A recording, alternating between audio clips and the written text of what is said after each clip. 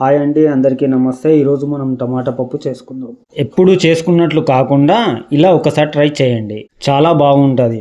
రోజు తిని బోరు కొట్టిన వారికి ఒకసారి ఇలా చేసి పెట్టండి. ప్రతిరోజు ఇదే పప్పు కావాలని అంటారు. ఈ టమాటా పప్పు ఎలా చేయాలో చూపిస్తారండి. ముందుగా పప్పు నానబెట్టుకుందాం.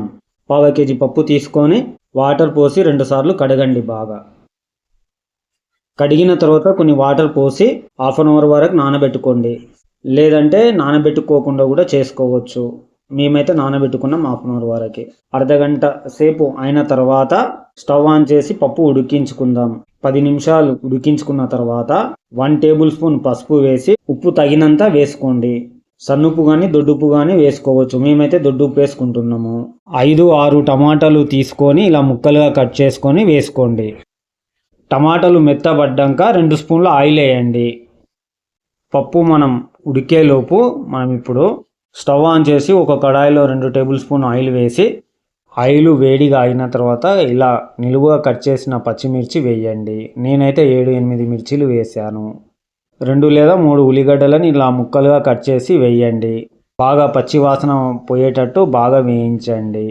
ఇప్పుడు పచ్చివాసన పోయిన తర్వాత 2 టేబుల్ స్పూన్ అల్లం వెల్లిపాయ పేస్ట్ వేసుకుందాం.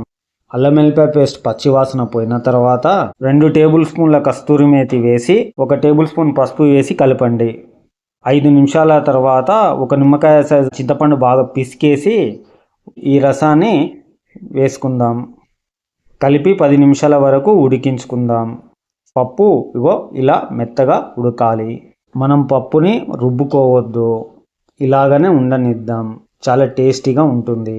ఇలా ఉడికిన తర్వాత స్టవ్ ఆఫ్ చేద్దాం. 10 నిమిషాలు ఉడికిన తర్వాత 1 టేబుల్ స్పూన్ ధనియాల పొడి, 2 టేబుల్ స్పూన్ కారం పొడి వేసి బాగా కలపండి. ఇలా ఆయిల్ పైకి వచ్చాక ఉడికించిన పప్పుని వేసి అంతా కలపండి. ఇలా బాగా కలిసేటట్టు కలపండి.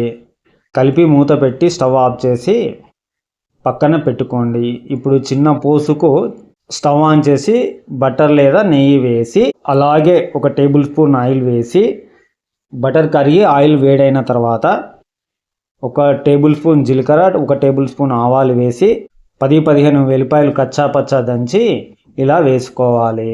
దాని తర్వాత ఎండుమిర్చి కూడా వేసుకోవాలి. 1/2 స్పూన్ పసుపు, 2 రెమ్మల కరివేపాకు వేసుకుందాం. వేసి తాలింపు వేగిన తర్వాత ఇప్పుడు మనం పప్పులో వేసుకుందాం. బాగా కలిపి కొత్తిమీర వేసి కలపండి. బాగా రుచికరమైన టమాటా పప్పు రెడీ. వేడివేడి అన్నంలో ఈ పప్పుని వేసుకొని తింటే ఇంకా ఉంటుంది చూడండి. ఒక్కరొకడు లట్టలేసుకుంటా తినాల్సిందే.